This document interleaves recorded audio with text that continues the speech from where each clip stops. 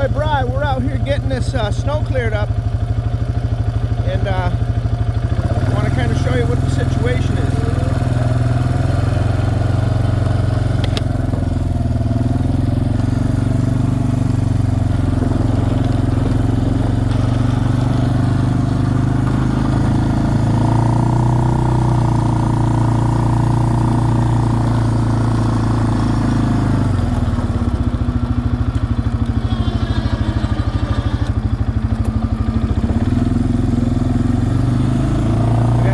Bit of snow.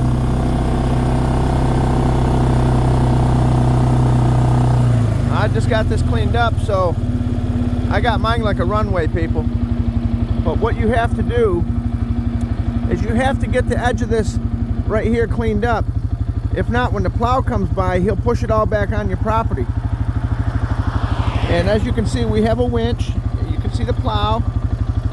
What we do is we just lower the plow down. It has a winch off the front. Now we're going to go ahead and just clip part of it. And that little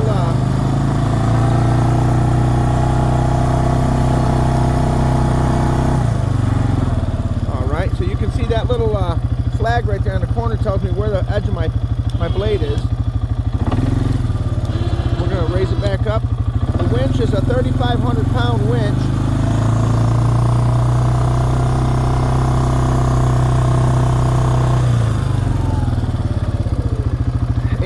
Like I said, you know, it's a scenario that says you have to stay up on this, people. You have to stay up on it, and you have to, it's hard to do with one hand,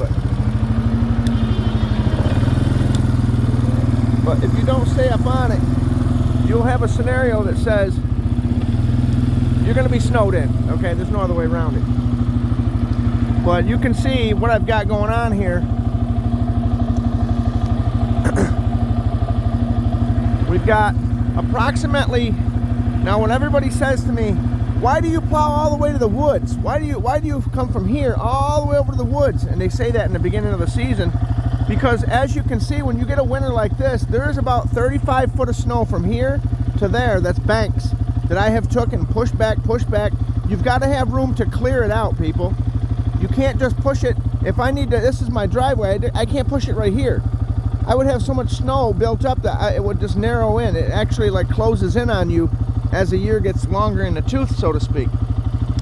But let's take you up here and look, because like I said, as you push it back, it starts to creep in.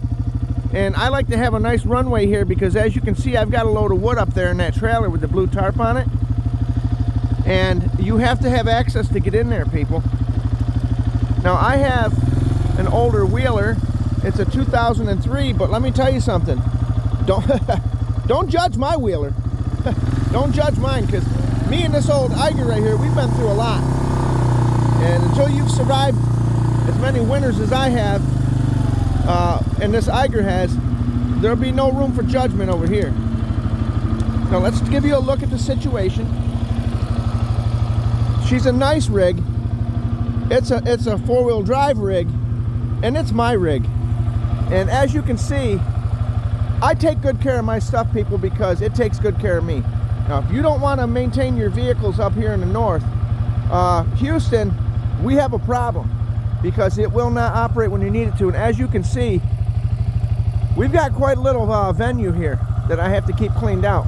Now, as you can see, I've got some junk and some debris up here and some scrap. Let me tell you something. If you don't catch that before winter will creep up on you. If you don't get it before then, it's there for the season. So, but anyway, let's take a look. This is the winch. As you can see, I built a small phenolic piece here so that when it comes up into the winch, it actually helps stop it rather than pulling on the wire rope. Now, this is not a wire rope. This is a synthetic rope, which I found works a whole lot better. And as you can see, there's a little arm here, and that's how you can get it to angle. I have 3 different positions I can be in. So what we're going to do, there's a little toggle switch up here. You can see how that comes up. Okay, now if I want to move change positions, it's very simple. All I got to do is push in on this lever, and angle it.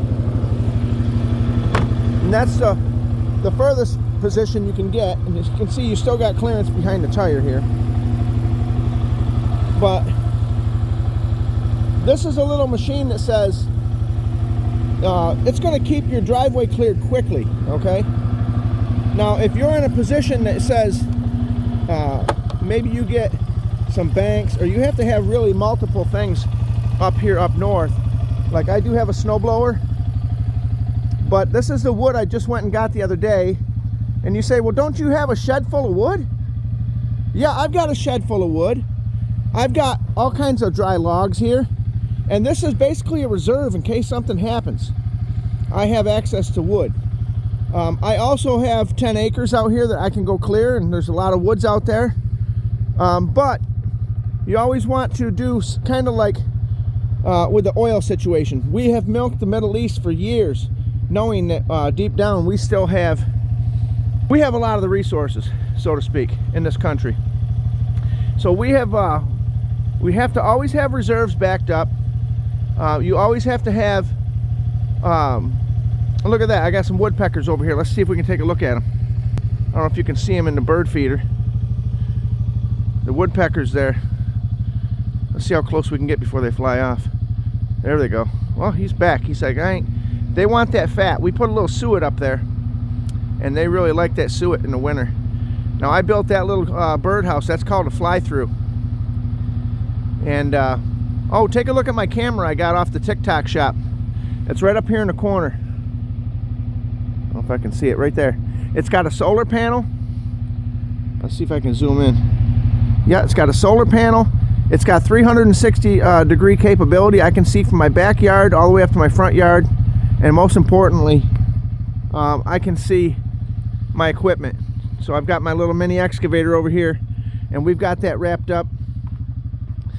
We've got that wrapped up with a really good canvas tarp.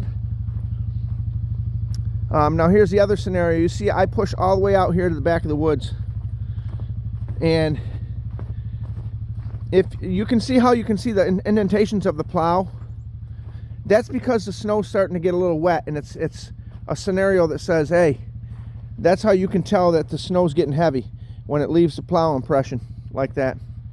But yep, we've got the Connex boxes. They got a lot of stuff in there. They got my truck frame. As you can see, I've got my little boat right there with the underneath it is the box to my 86 Ram. That's going to get done this summer. And of course, we've got the classic boiler. Let's take a look at what we got here. Oh yeah, baby, look at the heat. Now that's just the ashes and the coals, and I'm telling you right now, that's so hot I can barely get near it. But this is how I square it away. A lot of people ask me, like, hey, how does that thing work, you know? Well, what it does is it's got as you can see, a firebox, and on the outside of the firebox, you can picture all the way around the firebox, there's a jacket of water inside there. The tin is just a covering. There's a jacket of water that's what the fire's heating, is the water. And this is how you check the level right here. It's supposed to always be full. You see the water shoot up right there? So that means our water level's good. And let's take a look at over here. This is the heat pump, okay? This is the pump that pushes the water through the pipe right there. It goes in the ground, and it goes up into my house. And there's a return line. As you can see, I've got them all covered. Now, as you look at here, this is a really dense foam. So this is cold to the touch. That shows you how thermally insulated now this is hot. This is 180 degrees, these flanges. But this pump circulates water back and forth, back and forth. You can see the different scenarios, how it goes through your furnace, your hot water. I have mine set up with, it heats my domestic hot water, and it heats my, you know, the radiators in the house to keep the house warm. But there's your little thermostat there. When the damper opens up on the front, let me show you where that's at. there's a little damper over here, and let me show you.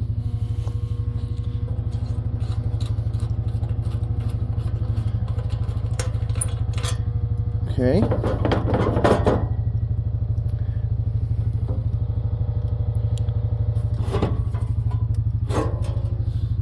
So as you can see, there's a solenoid here.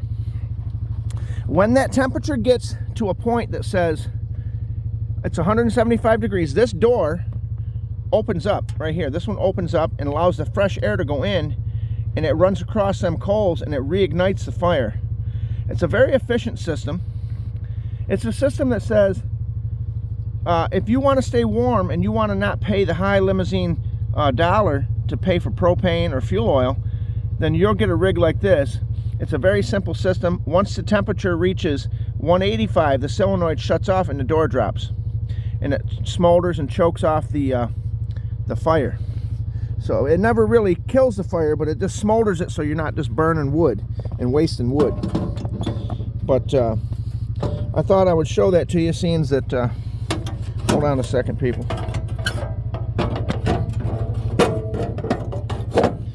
And I just put one little bolt back in it. There's two more at the bottom. I don't put them in because sometimes I service that solenoid. I'll put a little lubrication on the shaft. But that's the deal there. Let's take you over here and we'll show you the scenario.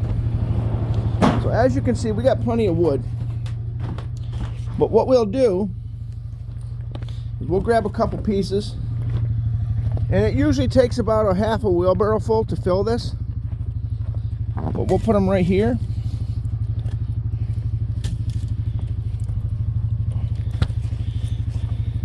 Let me get a few more. Like I said, now normally I fill them right up with the wood stove. I fill them up with the my little wheelbarrow. But this trailer right here is right full of dry wood, and usually I can get about 2 weeks or so on a trailer. And that's basically how you do it, people. You know, you can put a few more in there, but that'll keep us going for another 6-8 hours. You always got to make sure that door's shut, because if you were not to secure that door, you would have what's called a runaway fire, and it would just keep burning until it boiled out. There's a top piece up there, right there, that basically is an overflow. It's an open air system. But that's the scenario. That's how we roll.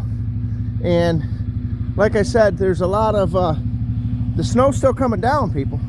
Now, don't get it twisted. I've been clearing snow for the last 2 days. Now I just happened to get home.